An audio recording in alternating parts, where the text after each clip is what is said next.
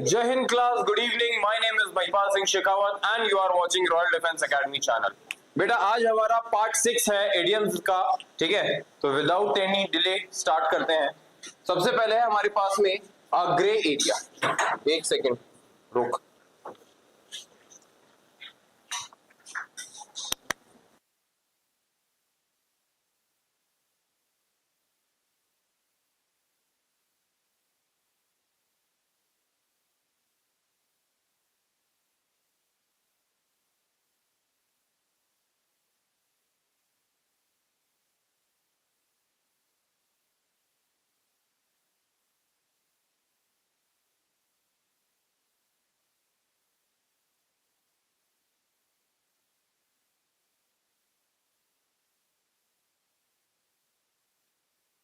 तो हमारा सबसे पहला इडियम है अ ग्रे एरिया।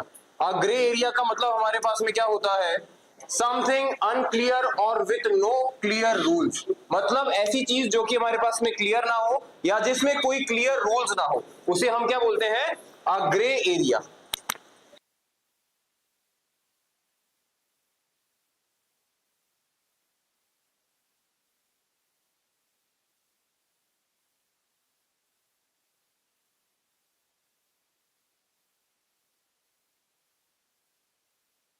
हमारे पास में अलीन पैच। अलीन पैच का मतलब क्या होता है, a period of poor performance और डिफिकल्टी। एक ऐसा समय जहां पर आपको बहुत ज्यादा डिफिकल्टी आई हो, ठीक है। फिर है हमारे पास में a long shot. A long shot मतलब समथिंग अनलाइकली टू सक्सीड। कोई ऐसी चीज जिसका सक्सेसफुल होना मुश्किल है, उसे हम क्या बोलते हैं, अ लॉन्ग शॉट। अब जैसे ये यहां से निशाना लगा रहा है इतनी दूर, तो क्या ये लग पाएगा, ठीक है। होना मुश्किल है, निशाना लगना मुश्किल है, वैसे ही। फिर है हमारे पास में a lot on your plate. मतलब हैविंग मेनी रिस्पॉन्सिबिलिटीज और task. A lot on your plate मतलब बहुत ज्यादा आपके पास में रिस्पॉन्सिबिलिटी या फिर बहुत ज्यादा कोई काम, उसे हम क्या बोलते हैं, a lot in your plate. फिर है हमारे पास में अ मैन ऑफ स्ट्रॉ। बेटा ये काफी बार हमारे पास में RIMC, RMS एंड सैनिक तीनों एग्जाम में काफी बार आया है। इसका मतलब क्या होता है, एक weak person with no influence. मतलब एक ऐसा कमजोर आदमी जिसका कोई इन्फ्लुएंस नहीं है, जिसकी कोई सुन नहीं रहा हो, ठीक है। फिर है हमारे पास में अ skeleton in the cupboard. A skeleton in the cupboard मतलब अ हिडन और सीक्रेट और शेमफुल फैक्ट। मतलब एक ऐसा हिडन या फिर सीक्रेट फैक्ट, कोई सच्चाई जो कि सबसे छुपी हुई हो, उसे अपन क्या बोलते हैं, a skeleton in the cupboard. फिर है हमारे पास में a stick in the mud. A stick in the mud मतलब a person who is dull and unadventurous and who is resistant to change. मतलब एक ऐसा इंसान जो कि अपने लिए अंदर कोई बदलाव नहीं लाना चाहता, ठीक है। बड़ा ही बोरिंग किस्म का, बड़ा ही अनएडवेंचरस है, ठीक है। लाइफ में कोई मजा नहीं, बड़ा ही बोरिंग किस्म का है और अपने अंदर कोई बदलाव भी नहीं करना चाहता, उसे हम क्या बोलेंगे, a stick in a mud. A person who is dull and unadventurous and who is resistant to change, ठीक है। फिर है हमारे पास में a stuffed shirt. A stuffed shirt मतलब आप प्रिटेंशियस और सेल्फ इंपॉर्टेंट पर्सन, ठीक है। एक बड़ा ही दिखावटी या फिर अपने आप को बहुत ज्यादा सुपीरियर मानने वाले इंसान को अपन क्या बोलेंगे, अ स्टफ्ड शर्ट। फिर है हमारे पास में अ वाइल्ड कैट स्ट्राइक। अ वाइल्ड कैट स्ट्राइक मतलब a strike called without union approval. मतलब बिना यूनियन के अप्रूवल के किसी स्ट्राइक को कर देना, वही हमारे पास में क्या होता है, अ वाइल्ड कैट स्ट्राइक। फिर है हमारे पास में aid and abet. Aid and abet मतलब टू हेल्प और encourage someone to do something wrong. किसी की मदद करना या फिर किसी को एनकरेज करना किसी गलत काम को करने में, उसे हम क्या बोलते हैं, एड एंड अबेट। जैसे ये दोनों चोर हैं, एक दूसरे का साथ दे रहे हैं चोरी करने में, तो इसके लिए हम क्या बोलेंगे, एड एंड अबेट। फिर है हमारे पास में chinks in the armour. Chinks in the armour मतलब a weakness that can be taken advantage of an area of vulnerability. मतलब एक ऐसा एरिया, ऐसी जगह जहां पर जो आपकी वीकनेस हो, ठीक है, जिसका लोग बाग फायदा उठा सकते हो, या फिर एक ऐसा एरिया जो कि बहुत ज्यादा वल्नरेबल हो। अब जैसे ये आर्मर होता है, इसके अंदर भी कुछ ऐसे एरियाज होते हैं जो कि बहुत ज्यादा कमजोर होते हैं, वहां पर अगर अटैक करें तो इजीली हम सामने वाले को हरा सकते हैं। Just a second.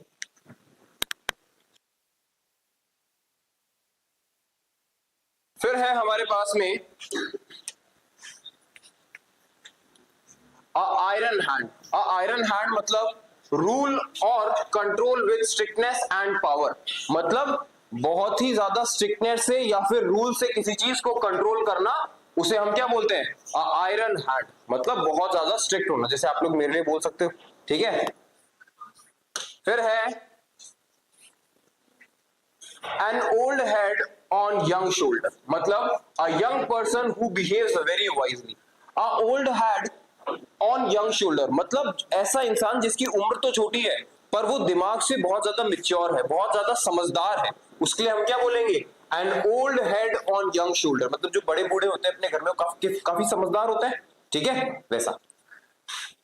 फिर है हमारे पास में आप अपील्स टू केयरसर, मतलब to appeal to a higher authority, अपने से बड़ी अथॉरिटी के अंदर कंप्लेन करना किसी चीज की। जैसे आप लोगों को कोई प्रॉब्लम होती है तो अपने टीचर्स, अपने मैनेजमेंट के पास जाते हो, उसी तरीके से।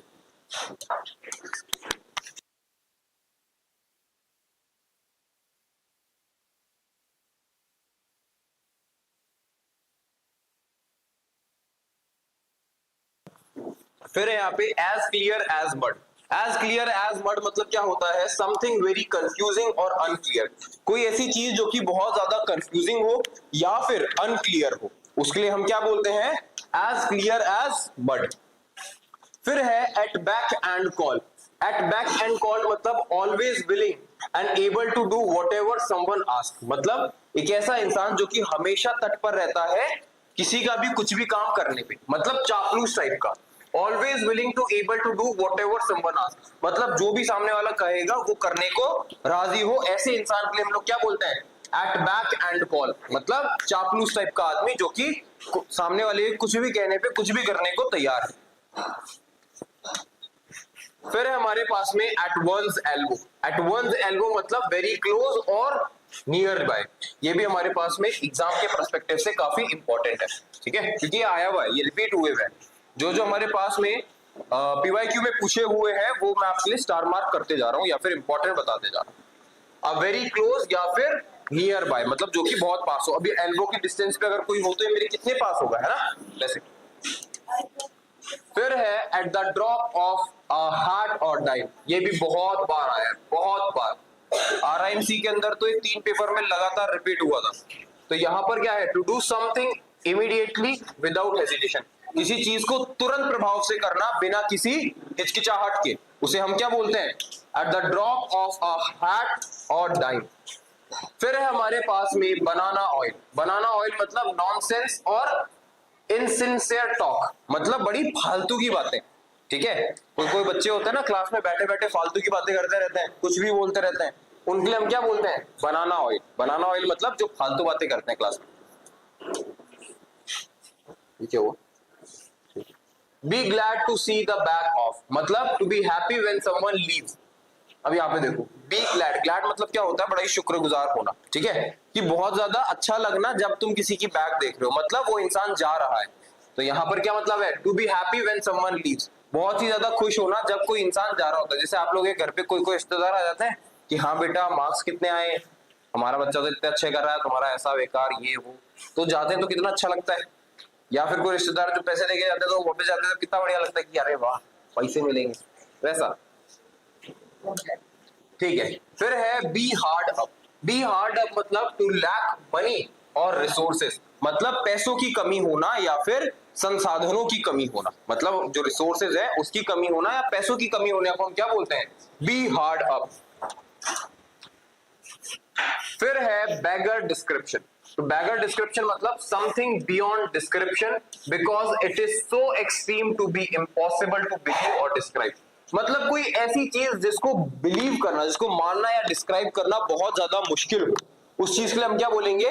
Bagger description. जिस चीज को मानना बहुत मुश्किल हो, अब ये चीजें अगर किसी को एक्सप्लेन करेगा तो कैसे करेगा एक्सप्लेन, ठीक है, वो वाली चीज।